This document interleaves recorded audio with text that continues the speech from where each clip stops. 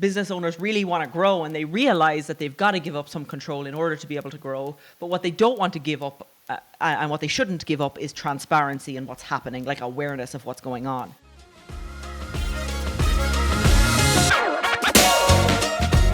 Hey, how's it going? It's Tim Brown, and this is the Plumbing and HVAC Hustle Podcast. And today I've got Laura Kelly from Clover Growth Partners on. How you doing? Hey, I'm good, Tim. It's been a while coming. I'm glad to be here. We're talking about creating a kick-ass culture. I love that topic. That's super cool. And we're going to talk about getting more calm, having more joy and fulfillment, trying to scale and letting go, and the psychology behind all that, which is almost disturbing sometimes to try to do any of this. Can you give me a little bit of your backstory, though, before we get into it? So originally from Ireland, you guys probably still hear the accent. Came here to honestly escape some. My background was in psychology. I was doing business psychology. Was winning a lot of awards for bringing about really fulfilling and high performing cultures. So I majored in human performance psychology and business psychology. But I was crippling with my own mental health challenges, like totally, excuse my language, fucking crippling. And I was like, at this point, people were starting to expect more and more of me, and I was starting to cripple under the pressure. And I was like, the more expectations people had for me, the more my pressure built. And I was like, well, if I leave the country, nobody has any expectations for me. I can just kind of be and figure shit out at my own pace. But you know, everyone, you know, the whole freaking old adage, you run from your problems and they're going to probably follow you. And they did. So I came here and I ended up, I had like 3 weeks to secure a job that's in line with your professional growth path. That was the visa, or else you get shipped home. So I was in Boston, living in my uncle's, well, he's my cousin, but I call him an uncle, basement. And I would get the tram into Boston every single day. And I was sending resumes and no one was like picking up on them. So I was like, well, shit, I got to go meet people. So I would meet people. And I talked to this one guy at a conference I saw gaps in how I could change things in his organization. And I said, I believe I can help you. Just give me a shot. And anyway, he texted me saying, hey, all right, I want you to run my event. Your flight leaves in it was like 3 hours or something. I had to run for a train to go back to Winthrop where I was staying, pack a bag, and I ended up on the road for 8 months straight with the same 2 outfits because it's all I'd packed. And the anxiety was still there, and it was the anxiety was still there. It was building and building, but I was building too. And along my journey, at one point, I remember I was sitting in. I started to gain confidence that like shit, all this stuff I'm doing in Ireland applies globally. And I was working with like Dell, Eli Lilly, Tech Mahindra, like global brands. And it was still applying internationally, but I wasn't able to just stop. I kept running, and eventually that caught up with me. I sat on a toilet in Vegas running this massive freaking conference, and he was having me go from like I was in Denver one day to California the next to Chicago the next. I'd be up closing deals at like 2 or 3 in the morning, and then back up at like 6 to run the event. And one day I sat on a toilet it was actually in a Marriott just off the strip of Vegas, and I couldn't stand up. My legs just wouldn't work. I was such a bad panic attack, and I was like, fuck, like I gotta figure this shit out. Many homes suffer from inefficient HVAC systems due to leaky ducts, leading to uneven room temps, lost airflow, and higher energy costs. AeroSeal's innovative sealant technology targets and repairs leaks, improving airflow and efficiency. Increase your customer satisfaction, increase sales, and offer a unique market advantage. Become a leader in HVAC efficiency. AeroSeal.com. So I moved position, was building another event in Vegas, and I met Josh along my travels, and he was the first person that ever made me feel super comfortable that's saying like, shit, I'm struggling and it's okay to struggle. And I finally took a little bit of a break that allowed me heal. And then amid that journey, I met Josh and my father-in-law. And my father-in-law immediately was like, you two complement one another wonderfully. Josh's background was in growing his home service business with his family that at that point was doing over 110, all residential, all one market, only 7.5% market share. And there was a lot of people in the home service space asking for our help.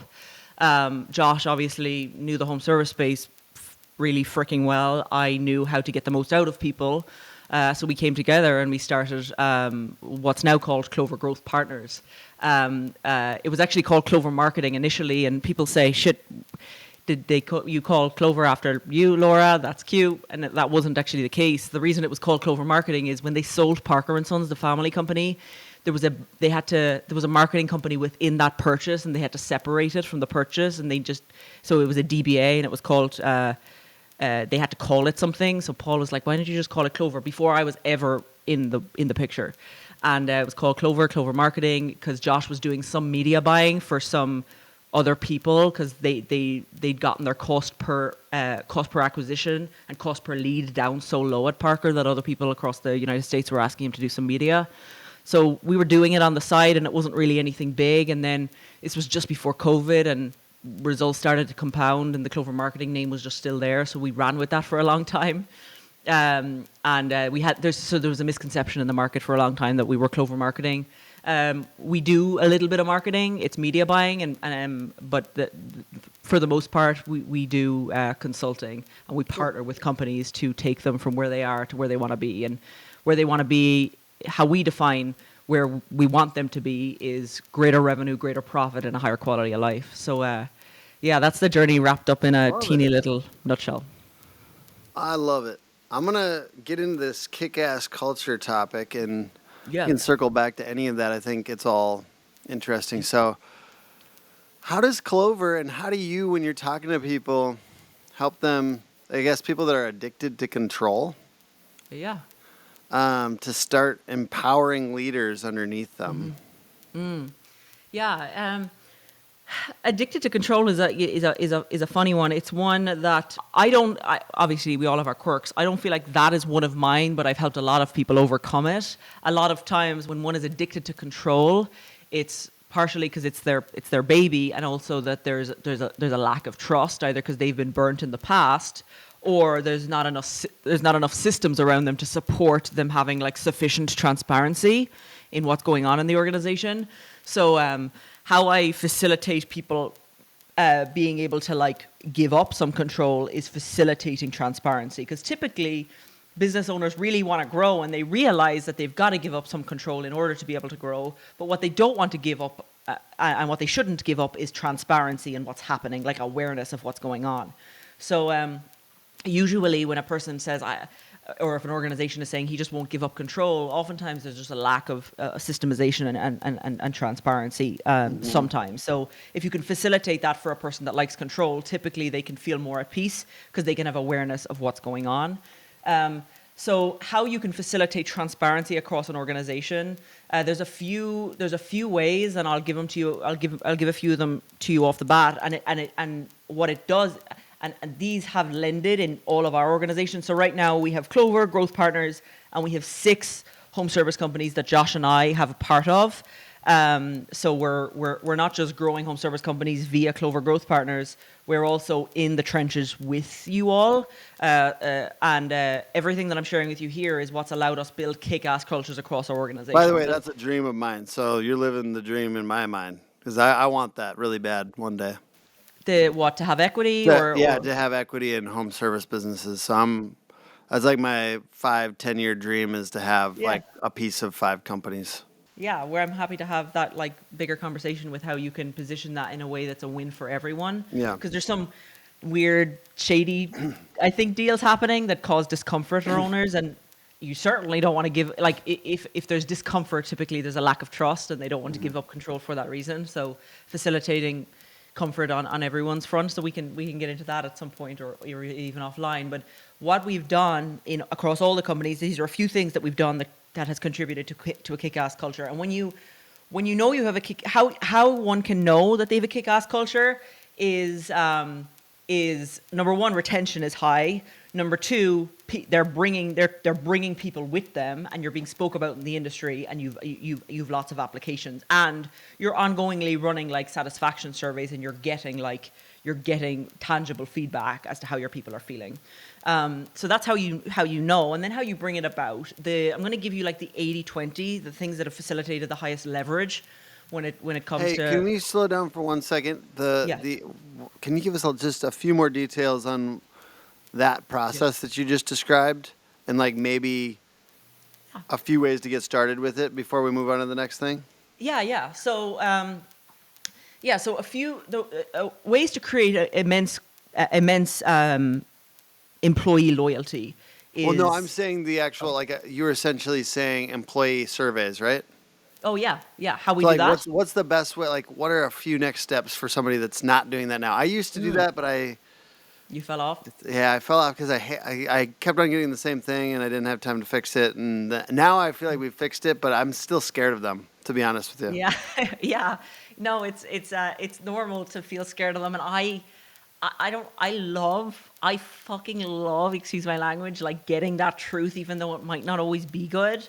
Cause it gives me the opportunity, like, the destruction's happening. I may as well know about it. And if I don't, it just, if you're not I aware also of don't want the tail to wag the dog, because sometimes, employees, they, like, for instance, AI adoption right now is like, some employees are like, fuck that.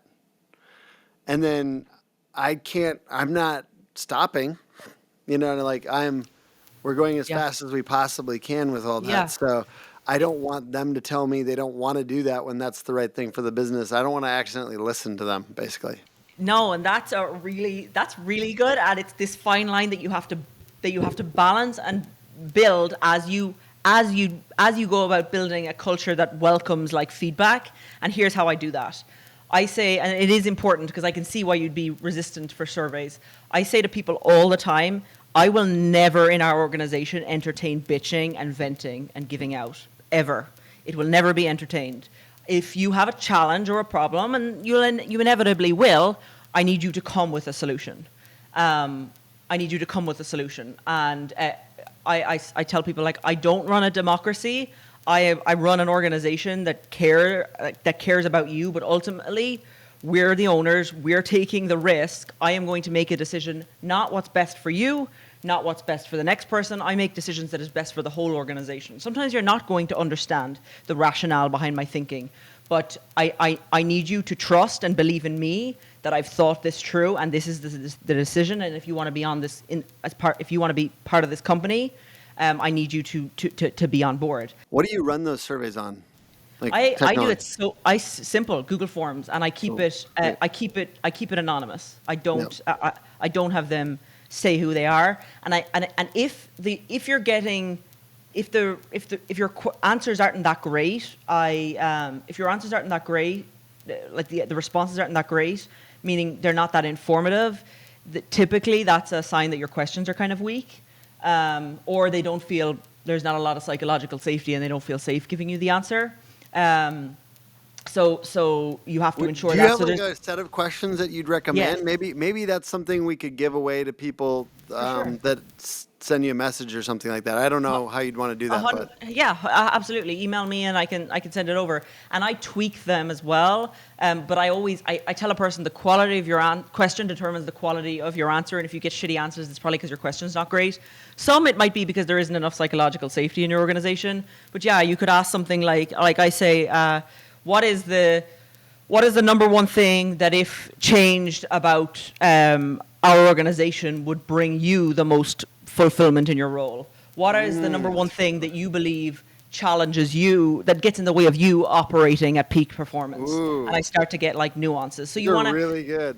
Yeah, and you don't have to be. I love quality questions, and I'm aware that. I'm aware that not everybody geeks out on this. So what you can do is just go into ChatGPT and say, hey, I want to do either a monthly or a quarterly survey with my team. I've done this before, and I'm kind of afraid to do it because I'm afraid that they're just going to poop all over my organization and it's just going to invite negativity. I want you to help me form questions that ensure that they're not being negative, they're giving me valuable feedback. I've also run into the problem of kind of asking not so great questions, so my answers have been kind of generic. I want you to write the introduction to the survey so it invites conducive answers that are going to push my organization forward, and I want you to form questions for me that are going to invoke like quality answers. They're not going to be cookie cutter. They're going to force people to think and give me accurate answers that push my organization forward. Go. And then ChatGPT will give you some, solid prompts. Prompt in the description for folks. We'll get that out and put that in the description. Last question on that. How about adoption? Like, how do you get more than half the people in the company to actually answer it? Sometimes I've had it where it's like it's the same 7 people, it seems like, answering every single time or something. Yeah. If there's a slow adoption rate, it's because it's for the most part they think you're not going to do anything with the feedback. So so they don't want to waste their time. I always say to people, if no one's responsible for a thing, if everyone's responsible for a thing, no one's responsible for a thing. So whoever is in charge of that survey, they go into Slack or whatever your communication tool is and say, hey, 60% of the organization has responded. There's still people who have not. We take your responses seriously. We're adjusting as responses come in. Please get that done. And you're nudging them. You're nudging them to get it done. And then it's worth like putting.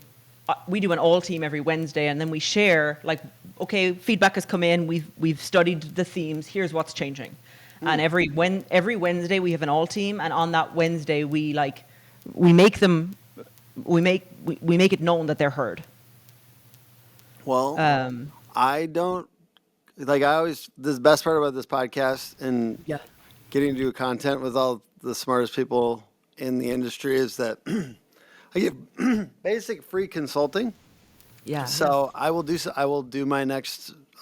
survey before our next quarter kickoff here, and I'll try to plan on doing it quarterly. So scary though. So scary, but I'm committing live. I'm going to do that and then actually incorporate it into the quarter kickoff. Yeah. Fine. It's good for you. Good for you. Okay. We can get into the next subject. I just wanted to cover that completely for people because I do think that culture surveys are scary but very interesting. And tell your people too, hey, maybe I've not taken these as seriously in the past. I'm going to, and am I going to get it perfect? Heck no. But I'm committed to giving this a whirl so we can get that little bit better. Yeah, love that. Other keys to kick-ass culture. So anything else? Yeah, something I love, and especially as your organization gets larger, it's 2 things are coming up for me. This is really a small little nuance, but it makes a big difference. We do an end of day for every single team member. So they go into Slack or whatever the communication tool is. I like Slack, and we're doing this in even the home service companies now. And currently we don't have techs do it, but we've everyone in the office and all leadership do it. It's /EO. We do /EOD. It's an automation built into Slack, and the questions that we ask, so I'll pull up ours right now, is, did you encounter any challenges or roadblocks, or is there anything you need help with? Question 1. Next question, celebrate a small win today, personally or professionally. Next question, on a scale from 1 to 10, how's your energy level? 1 being overwhelmed and drained, 10 being in the zone and thriving. And then we ask some random question, like the one asked yesterday was, imagine you're leading A&R at a top music firm. Your job is to build the next iconic group. Which 3 artists are you choosing? So what you're facilitating here is an awareness of what's going on in your organization and people getting to know one another cross-departmentally. And you also get insight into how a person's doing. So if a challenge is there, you can perhaps intervene or put the right person on.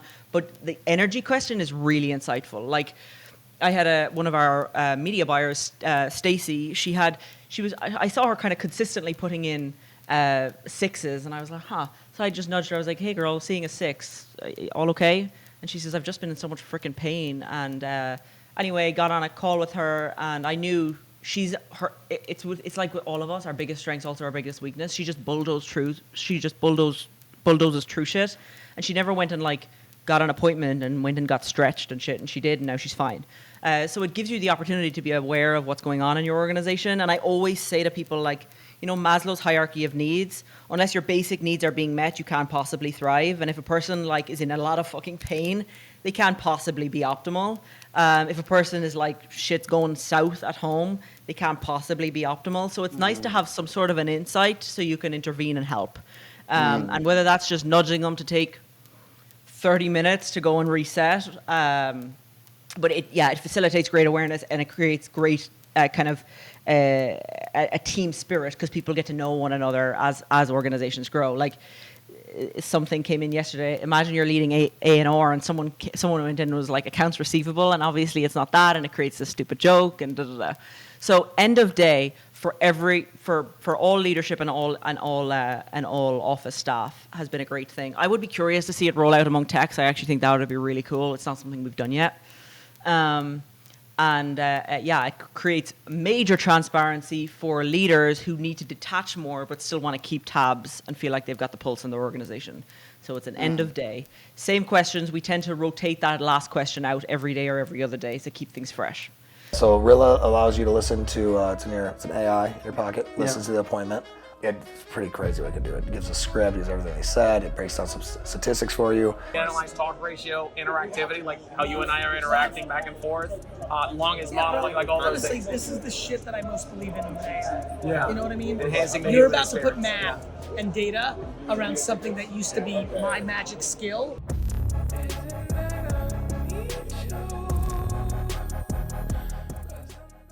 What's the number one internal shift that leads to more calm, maybe even more mental health, even as businesses tend to become more complex as you grow?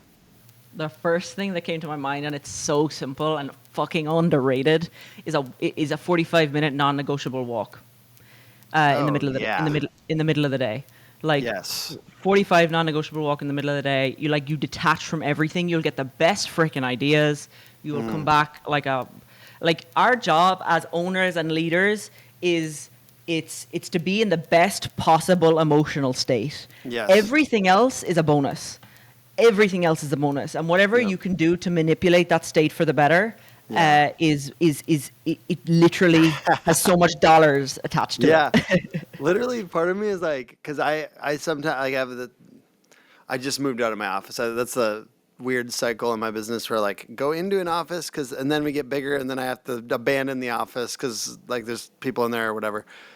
But I had behind my bookshelf, I had like a spot to meditate. And I was like, nice. I truly believe, like, sometimes I'm like, I know it seems crazy, but if I just sat back there and meditated, if I just did all this stuff to make my mental health better, if I just spent my life and then came out every day for like 3 decisions, I feel like our business would almost do better. Like, yes, I agree. And half those decisions, I'd be like, I need you to go 1-3-1 that and come back to me with the answer instead of answering the question. I think my business would do better. I do think a lot more time not doing stuff, like thinking time is good. Just a lot more time, like, and I take a day off every week. I'm not like in the workaholism stage. Nice. I have been. But I'm in the like make better decisions stage. Yes. Like all this stuff is so underrated. Once you get to a certain size, because don't do this when you're $2 million. But like once you get to a certain size, if you don't do this stuff, you're literally deferring executive function. For sure. You need the decision maker to be really good, and that requires like being in good energy. Yes. It's crazy to me how much of a return that gets every time I do stuff like that. For sure. And every time I don't do it, I'm like, oh, I had shitty energy on that meeting, and like everyone felt this. Yeah. Like, what did it say? It's like, it spreads, right? Like whatever you're doing spreads because you're like usually you're this super persuasive, charismatic founder that like can sell people anything, and like if you're that, you're selling your energy, whether it's good or bad, to your whole team. And they choose to what they choose. It's seeing you like that makes them want to follow you. Yeah. Yep. And I mean, it doesn't mean like you have to be happy all the time. It's like I can be sad and just regulated. Just regulated.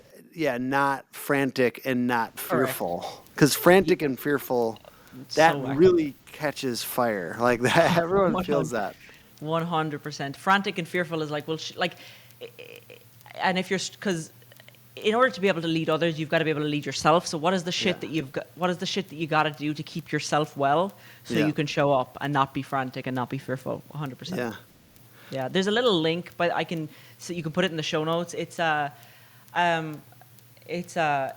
priming meditation where it just it's like a 15-minute meditation where you're reminded of all you're about to be exposed to it at the event you're about to do with Tony. Oh, really?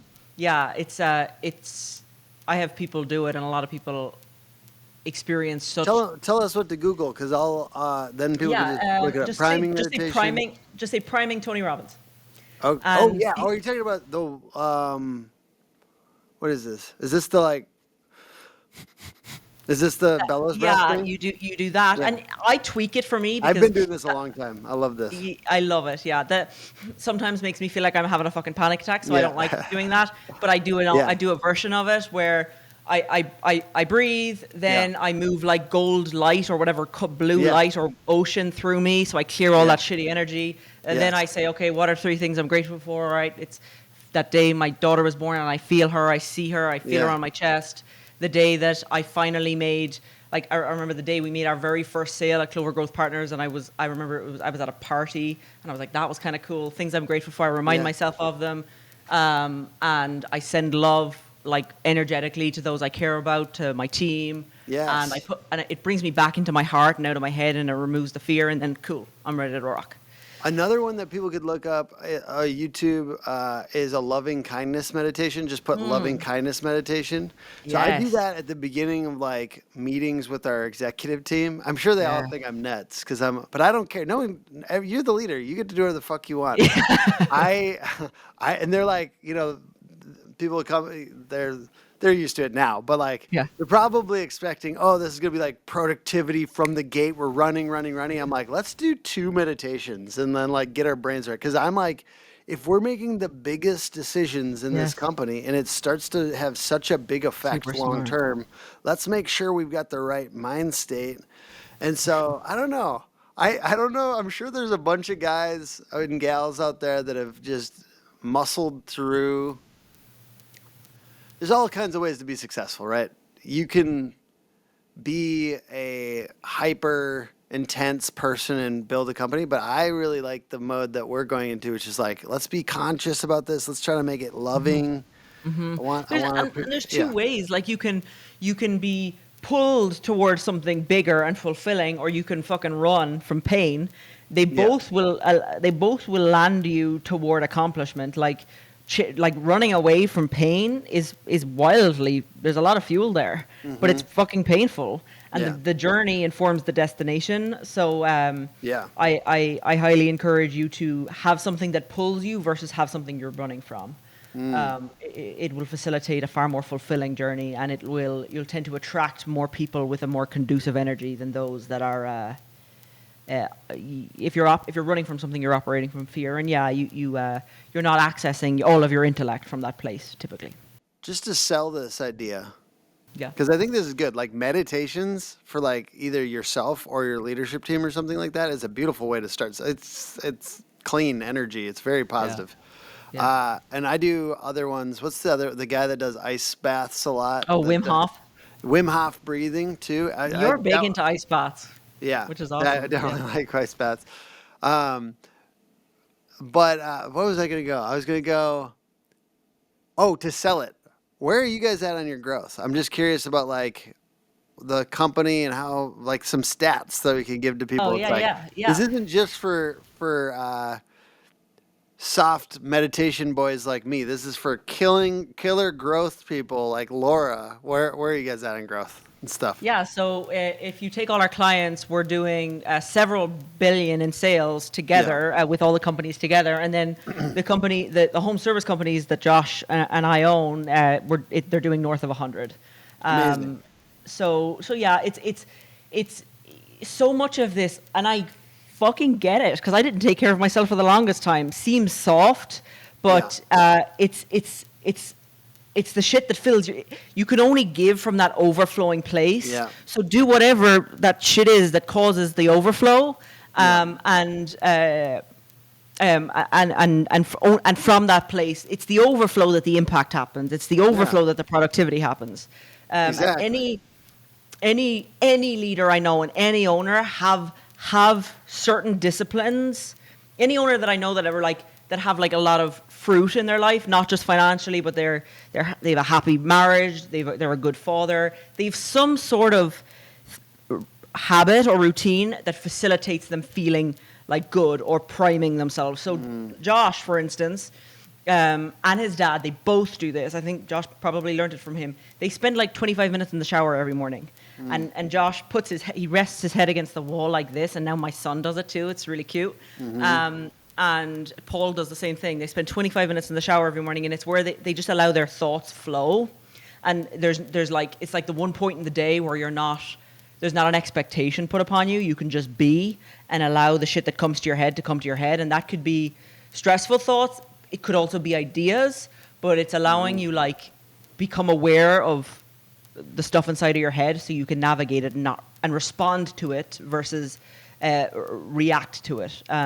You quieten those voices at the start of the day, and you can lead your day more effectively. 100%.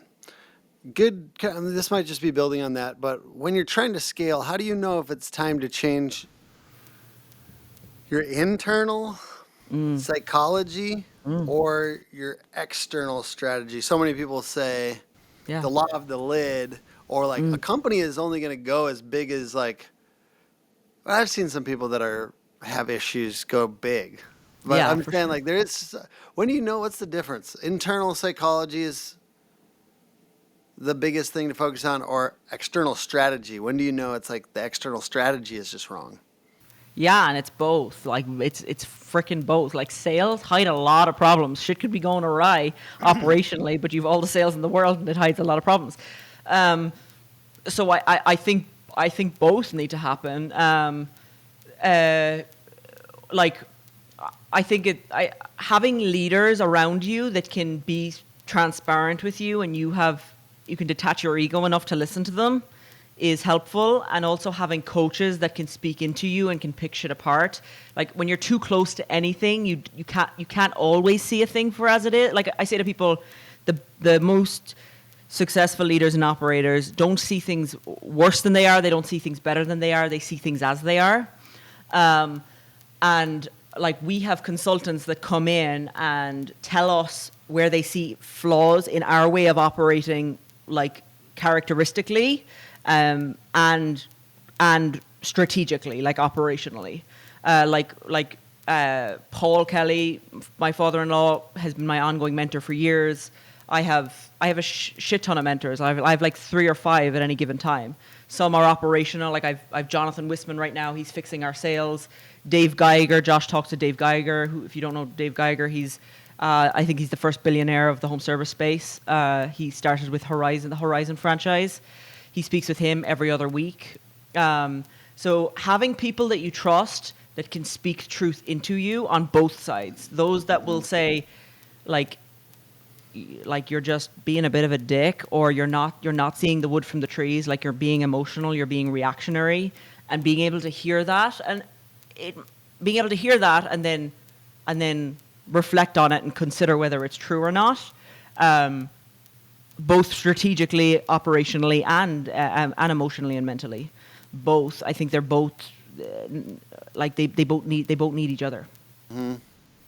So putting yourself around people like you have to look at the actual situation at hand, right? Like that's the biggest thing about like mentors and coaches. I feel like it's like they can look at all the things. Like people, like even a business coach that you talk to them for half an hour and then they've got suggestions. It's kind of like those suggestions are a bit suspect in a way. Yes. Because like talk to me for like 3 times and then like we all have no time, right? So it's like trying to get anyone's help is it's fun. I like doing that too, but then like until somebody has a lot of the context, that's why I say trust yourself so much. Yes. Trust that's why yourself. I think on trusting yourself, the best coaches, in my opinion, and from my experience, aren't the people that come in and tell you exactly what to do out the gate, but they're the people that ask the best questions that allow you to arrive at your own answers. Yeah. They've been almost in every mentor I've ever had, and any mentorship I ever give. when I come in like a fucking know-it-all, I don't have all the context, but they do.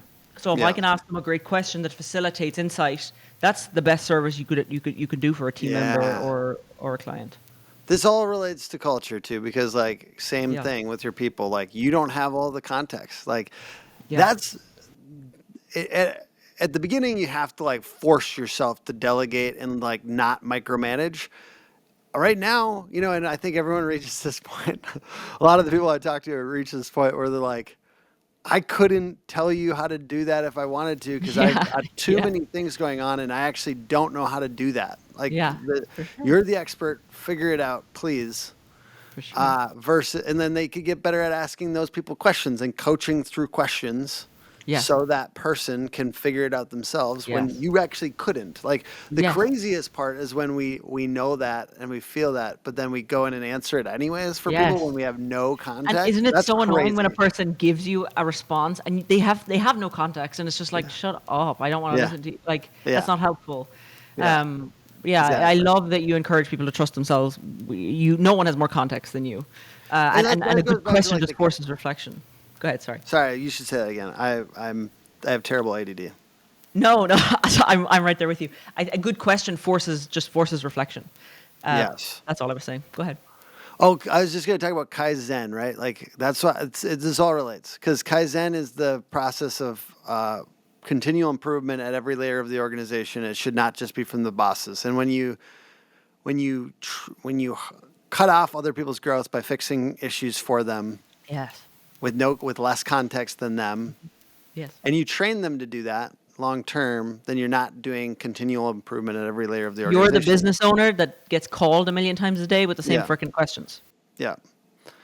And then you don't like your business anymore, and you decide not to grow past 3 million because you're sick of it all, anyways. And you it's really not actually that hard but it's kind of like you got to YOLO your way past that super uncomfortable part.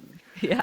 Because once you get past that a few years, then you wouldn't be able to fix it anyways, and then you get really good at not fixing stuff for people because you don't know enough to fix it for them. Yeah, I got off literally right before this call. I got off a call with a client. And I had him do this one strategic thing, which is another actionable to leave you all with, and it's back to what Tim said, like facilitating people being resourceful without you. And we have an Excel sheet where it's like problem or frequently asked question, solution, and the solution is a Loom video. So I have owners all the time go in, shoot a Loom. So it might be like a technician's constantly calling you about pricing. So you click Loom, it's a Google extension, totally free, or you can pay for it's like $40 for the year or something.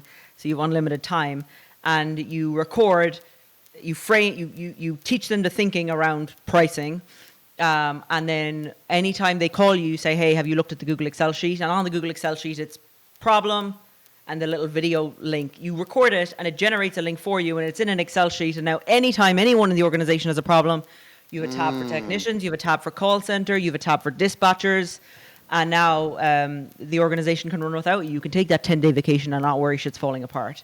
And every leader in the organization is tasked with creating videos.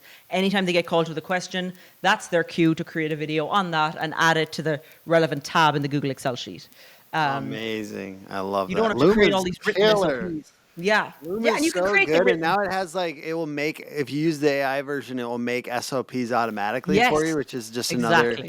And one of the things I've been doing is I'll be like, you have to make the SOP from the automatic one and make sure it's accurate. So then it's then we have the docs. But there's so many good ways to do this. I love Loom. Loom AI is cool. Man, this is all such good stuff. Let's round it out. Anything else on kick-ass culture? Paint the picture for people. Once they actually invest in this, treat it like a serious thing. Culture is a serious thing. What are some other major beautiful things that you've seen from people investing in this kick-ass culture? I'll give you 2 more actionables that will facilitate it. That would be really worth considering, and you pick the one. Ask yourself this question: of all Laura has thought today, and all Laura and Tim have discussed, which would be the 1 or 2 kick-ass culture actionables that, if implemented, would push my organization forward the most, and implement that. And I'll give you 2 more that will really help. One is I make anyone, when they come and work for me, 3 promises. I learned this from Alan O'Neill, a $55 million home service shop out of Texas. He said he does this to everyone that comes on too. He makes them 3 promises. He says, by the time you leave, you will be in a better personal, professional, and financial position than you've ever been before. And usually when you say personal, people like feel a bit weird. And it's like you say, because I'm willing to invest in you, care for you, train you, give you the skills, the resources, send you to training, and give you an environment that you can sincerely thrive in. I'll teach you personal skills that will allow you to be a better spouse, son, daughter. I'll facilitate the upskill opportunities so you can become a better professional. I will pay you more than anyone's ever paid you. You just have to make me one promise back, and it's that you're willing to work for it. You shake hands, and then you meet with them on your quarterly review with these people. You ask them how you're doing. Are you meeting those 3 promises? And you get feedback as to whether you are. And then you actually go about and you put systems in place to meet those 3 promises. And what ends up happening is you change a person's whole world. Your business becomes a vehicle for them to live their life. And it's a conducive vehicle that allows them move in the direction of their dreams. And if your business facilitates them moving closer to their dreams, they'll never freaking leave you. They'll run through hell and high water for you. Because you're not just a means to an end. You're getting them. You're getting them closer to their dreams. So finding out what their dreams are is a really good way to do that. And your business becomes the vehicle to move them closer to those dreams. They will move mountains for you. And it's a really lovely feeling for you as an owner to be able to facilitate that for people. It makes the hard days more worth it. So that's that. So anyone that comes on, make them 3 promises and make you one right back. Massive actionable change, so much for us. The last thing I'll leave you with is a DP report. So when I first met my father-in-law Paul, and at this point they had sold to the Wrench Group, and I said, what's the number one thing you attribute most to your success? And he said the DP report. And I was like, well, I love that like, it's kind of a profound question to ask a person that had built the largest residential company in the home service space. And I said, well, what the heck's a DP report? And he said, a daily progress report. So what we do and what he did at the time was break down the dollar amount, the revenue dollar amount that you're chasing. That year, you break it down from an annual amount to a quarterly amount to a monthly amount to a weekly amount to a daily amount. And then the whole organization is aware of this report. It goes up on all the screens and you meet on it every single day. We don't care if you don't meet revenue goal any given day, but if you start to be off track 3 days in a row, that's the start of a trend, and you then can pivot. So many business owners either don't have ideal targets or they pivot on like the 27th of the month. So say you're trying to have $1 million month and it's the 27th of the month and you've done like 700K. It's too late in the month typically to make up that amount of revenue, so you end up missing goal. And then over time, goals become meaningless and you start to create a culture of losing. When you can very easily create a culture of winning by pivoting early and often. So the best companies pivot early and often. So they meet in the morning with this DP report, their main leaders, and it's like, okay, what levers are we going to pull today to remain on track for goal? Then when you arrive on goal at the end of the month, everyone in the organization gets bonused. So you're creating this one aligned goal for the whole organization. And then everybody freaking goes nuts when it's met. And if you lose, everyone loses together and it creates this team spirit. But if you adopt that habit and you pivot every single day in order to be able to arrive at goal, you'll end up creating a culture of winning. And if you can create a vehicle that gets people closer to their dreams and they win on a continual basis, people don't want to go anywhere. And you create a kick-ass culture. Yeah, it's interesting. Just processing. I process out loud. Go ahead. Winning is the best culture. Yes, all day.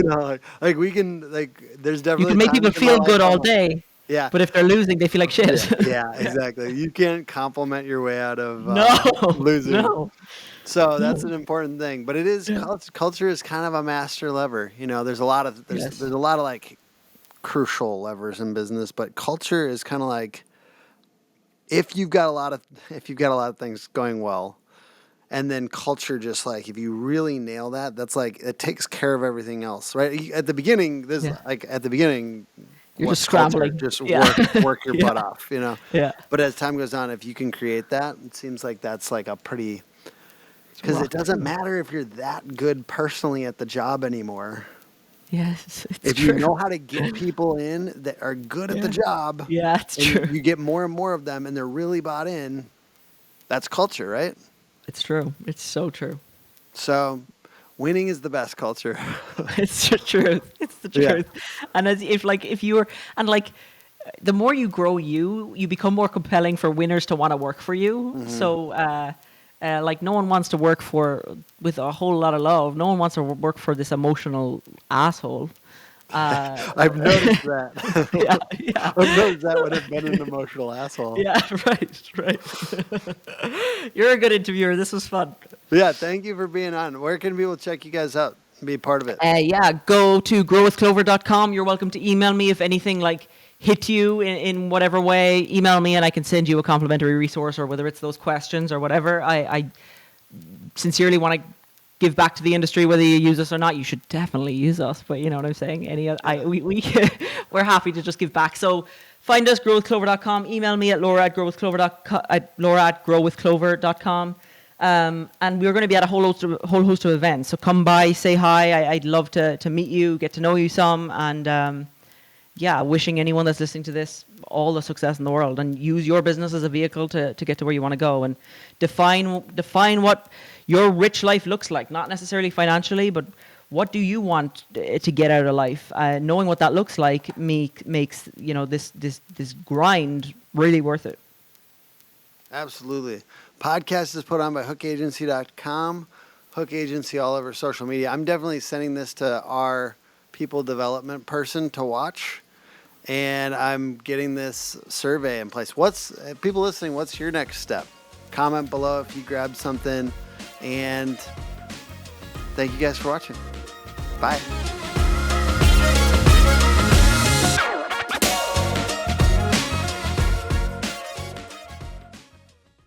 They're so thorough with every detail of the website. Working with Hook, the design is probably 50x better than any other design I've ever had. Their team is super communicative, and I mean this genuinely. I'm happy to pay you guys to work with us. It's been a tremendous experience.